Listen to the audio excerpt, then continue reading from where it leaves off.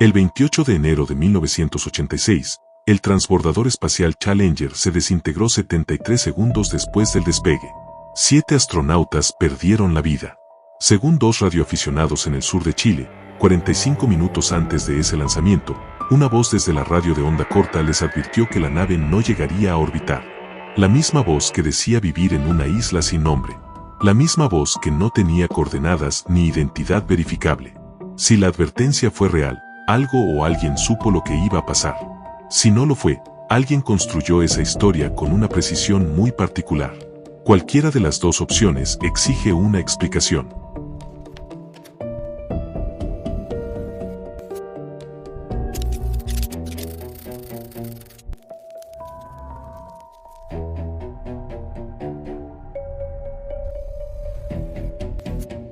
La voz en la estática. En el sur de Chile, en la frecuencia de 27 MHz de la banda ciudadana de radio, empezaron a llegar voces.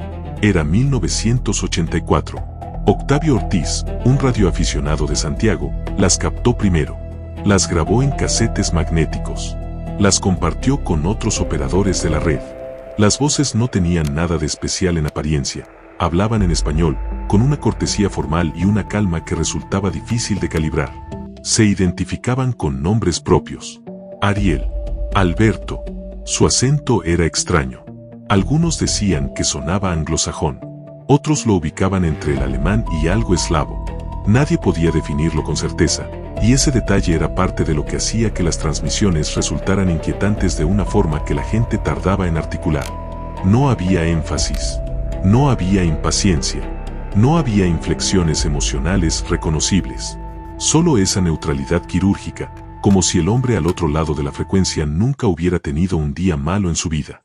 En esas primeras conversaciones, Ariel describió una realidad que contradecía toda lógica de la geografía patagónica, una comunidad pacífica instalada en una isla que no aparecía en ninguna carta de navegación del Instituto Hidrográfico de la Armada chilena. Una congregación que se autofinanciaba mediante la explotación de una mina de metales raros en los canales australes. Un enclave que disponía de laboratorios de alta tecnología. Una isla que, según ellos, podía curar enfermedades terminales. Las grabaciones de Octavio Ortiz son reales. Todavía existen. Quienes las escuchan décadas después describen la misma sensación. Algo en esa voz genera un malestar que no es exactamente miedo, pero tampoco es comodidad. Así comenzó el expediente Friendship. El hombre que fue elegido. En 1983, un hombre llamado Ernesto de la Fuente se instaló en Kemchi, una pequeña localidad de la isla grande de Chiloé, al sur de Chile. Decía haber llegado para la explotación maderera de un bosque virgen en la zona. Compró equipos de radio y comenzó a operar en las mismas frecuencias que los contactados de Santiago. En 1989, De la Fuente anunció algo que cambió la escala del mito. Había sido diagnosticado con un cáncer de pulmón terminal. Los médicos, según su relato, no le daban opciones. Y entonces llegó el mensaje de la radio, una citación para presentarse en el muelle de Kemchi. Allí, según su testimonio, lo esperaba la lancha Mitilus II. A bordo, el hombre identificado como Alberto. La embarcación lo trasladó a través de los canales hasta una isla cuyas coordenadas nunca divulgó. Lo que De la Fuente describió al regresar tenía la textura de una visión técnica, portones de madera rústica en la ladera de un cerro boscoso que se abrían hacia un búnker subterráneo climatizado, computadoras que respondían preguntas en tiempo real, científicos de estatura elevada, rasgos nórdicos, movimientos metódicos. Un tratamiento que, según dijo, eliminó el tumor en cuestión de días. Volvió curado. Al menos eso afirmó. En 2001 publicó un manuscrito en internet donde detallaba la arquitectura interior de esa isla, los sistemas de control ambiental, los laboratorios, la tecnología que habría sido imposible encontrar en cualquier institución científica pública del mundo en esa época. La historia de Ernesto de la Fuente fue el catalizador que convirtió el mito de Friendship en algo demasiado grande para seguir circulando solo entre radioaficionados. La profecía y el programa de televisión. Entre los elementos que hacían más difícil desestimar el mito de Friendship, uno resultaba especialmente perturbador.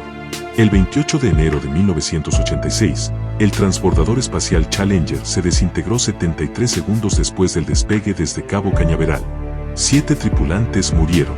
Octavio Ortiz y Ernesto de la Fuente afirmaron, años después del accidente, que la voz de Ariel los había advertido de la tragedia con 45 minutos de anticipación aquella mañana, que esa advertencia los había hecho cancelar un viaje al sur planificado para ese día. El expediente de investigación es preciso en este punto. El registro de esa llamada de radio existe como grabación, pero fue dado a conocer públicamente años después de que ocurriera el desastre. No hay constancia técnica de que quedara registrado simultáneamente en ninguna otra estación civil en el momento en que supuestamente se produjo. Eso no refuta que la transmisión haya existido, pero sí invalida cualquier verificación científica de la premonición. En agosto de 1998, el periodista Patricio Bañados, figura de alta credibilidad ética en Chile, presentó el caso Friendship en el 9º capítulo del programa OVNI, emitido por Televisión Nacional de Chile. Bañados entrevistó a Ortiz y a de la Fuente. Nada más se supo sobre Friendship hasta ahora. Este mensaje es testimonio a la humanidad. Conocer a sus benefactores, ya es el tiempo. Mostró las grabaciones. Describió la geografía de los canales australes. El impacto fue descomunal. En el país donde el programa se emitía, millones de personas vieron ese capítulo. Los ratings subieron. Las expediciones privadas y militares hacia los canales de Aysén comenzaron a organizarse. La Armada de Chile desplegó patrulleras. Los sonares barrieron los fondos submarinos. Se verificaron los accesos a los canales más remotos del archipiélago de los Chonos. No encontraron nada. Ningún muelle. Ninguna instalación. Ninguna señal de construcción humana no documentada. Los buscadores lo interpretaron de dos maneras distintas, como prueba de que la isla era imposible, o como prueba de que estaba mejor escondida de lo que nadie imaginaba. El mito en Internet y el contexto histórico. Con la llegada de Internet, el expediente Friendship adquirió una nueva dimensión. Las grabaciones analógicas de Octavio Ortiz fueron digitalizadas y subidas a foros y plataformas online. El manuscrito de Ernesto de la Fuente circuló en formato PDF. Comunidades de investigadores independientes en blogs y wikis comenzaron a cruzar sus afirmaciones con registros públicos. Y empezaron a aparecer grietas. Para entender la magnitud de lo que esas grietas implicaban, hace falta situar el caso en su contexto histórico. La isla Friendship nació en la segunda mitad de los años 80 en un país que llevaba más de una década bajo una dictadura militar. El régimen de Augusto Pinochet, que se había instalado en el poder en septiembre de 1973, practicó la detención clandestina, la tortura y la desaparición forzada de personas opositoras al régimen. Miles de chilenos fueron detenidos sin proceso. Muchos nunca aparecieron. En ese mismo periodo, los organismos de inteligencia del Estado documentaron una práctica sistemática, la difusión de relatos paranormales, apariciones místicas y fenómenos inexplicados a través de los medios de comunicación bajo control estatal. El objetivo era desviar la atención pública, generar un clima de confusión y desacreditar los testimonios sobre crímenes de Estado, haciendo circular historias que mezclaban lo real con lo inverificable. El mito de Friendship emergió en exactamente ese contexto. Una isla donde los seres elegidos desaparecían voluntariamente para ser curados por entidades superiores. En un país donde miles de personas habían desaparecido sin que nadie explicara a dónde fueron. Esa correspondencia estructural entre la fantasía y la realidad no es una coincidencia narrativa menor. Lo que el expediente puede sostener, y lo que no. Antes de llegar al giro central de este expediente, conviene separar con precisión lo que tiene respaldo documental de lo que depende únicamente del testimonio de Ernesto de la Fuente. Lo que el expediente permite verificar. Las grabaciones analógicas de las transmisiones de Ariel y Alberto existen físicamente. Son casetes magnéticos reales, captados por Octavio Ortiz desde 1984 e incorporados al documental Isla Alien de 2023. No se puede verificar la identidad del emisor. Sí puede verificarse que alguien transmitía desde esa frecuencia. La lancha Mitilus II existió. Los registros históricos de la ostricultura de Puyinque en Ancud y las bitácoras de remates navales de la Capitanía del Puerto de Calbuco documentan su existencia como embarcación pesquera de madera, construida para el cultivo de ostras y posteriormente vendida. No prueba la existencia de la isla. Sí demuestra que el componente naval del mito tenía un referente real. Las expediciones navales de búsqueda ocurrieron. La Armada de Chile desplegó patrulleras con sonar. El resultado fue negativo, sin hallazgos de infraestructura no declarada en los canales australes. Un peritaje caligráfico realizado por el Centro de Estudios Judaicos de la Universidad de Chile confirmó que caracteres escritos bajo hipnosis por un supuesto contactado correspondían a hebreo bíblico con patrón de escritura académica. El método de obtención, hipnosis regresiva, no tiene validez científica controlada. Lo que el expediente no puede sostener. La curación oncológica de Ernesto de la Fuente. No existe ningún examen histopatológico, radiografía ni informe de alta médica que documente el supuesto tumor antes de 1989 ni su remisión posterior. La afirmación descansa únicamente en su testimonio oral. La exactitud temporal de la supuesta advertencia sobre el Challenger. El audio existe, pero fue dado a conocer años después del accidente. No hay registro técnico simultáneo en otra estación que valide la premonición. La existencia física de las instalaciones descritas, búnker subterráneo, laboratorios, reactores de energía. Ninguna prospección arqueológica, movimiento de tierras ni importación de materiales compatibles fue documentada en la zona. La identidad de los emisores. Nunca se geolocalizaron las coordenadas de transmisión. Nunca se encontró a nadie que confirmara haber sido uno de ellos. El otro expediente. En 2023, el director chileno Cristóbal Valenzuela Berríos estrenó el documental Isla Alien, coproducido entre Chile e Italia. La película cruzó las afirmaciones de Ernesto de la Fuente con registros de la administración pública, archivos de la Armada de Chile y documentos judiciales. El resultado desmanteló el relato de la Fuente pieza por pieza. No era ingeniero civil titulado, como afirmaba. No había combatido en Vietnam, como solía mencionar en conversaciones privadas. Sus antecedentes académicos y militares eran, en varios puntos clave, invenciones.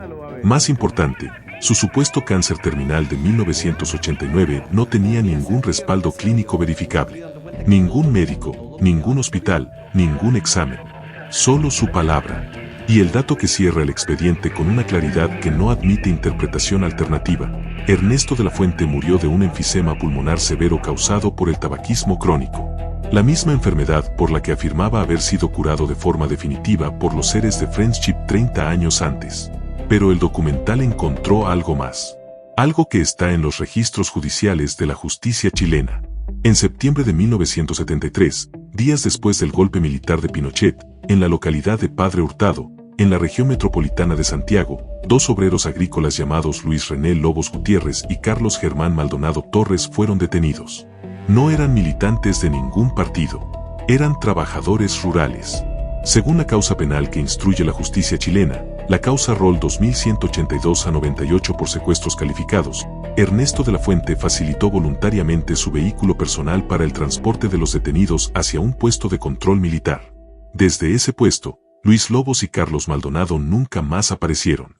Sus nombres figuran en los registros de detenidos desaparecidos de la dictadura de Pinochet. Y el hombre que facilitó el transporte que los llevó a ese punto construyó, años después, una historia en la que la gente elegida desaparecía hacia una isla de luz para ser curada por seres superiores. Hay algo que el expediente Friendship deja visible cuando se mira en conjunto. Las personas que creyeron en la isla no eran crédulas ni ingenuas. Octavio Ortiz grabó con honestidad lo que escuchaba. Los chilenos que vieron el programa de Patricio Bañados en 1998 procesaron información con los recursos que tenían disponibles en un país que salía de décadas de censura informativa y trauma colectivo. Necesitaban creer que había un lugar donde la gente desaparecía para estar mejor. Porque la alternativa, que la gente desapareciera para no estar en ningún lugar, era demasiado pesada para cargarla sin algún tipo de contrapeso psicológico. La isla Friendship fue ese contrapeso. Una fantasía que calzaba con una necesidad histórica específica, la necesidad de imaginar que la desaparición podía ser un acto de salvación y no de violencia, que alguien elegía a las personas no para hacerles daño, sino para curarlas, que existía una isla de luz al final de los canales patagónicos donde los seres superiores cuidaban a los elegidos.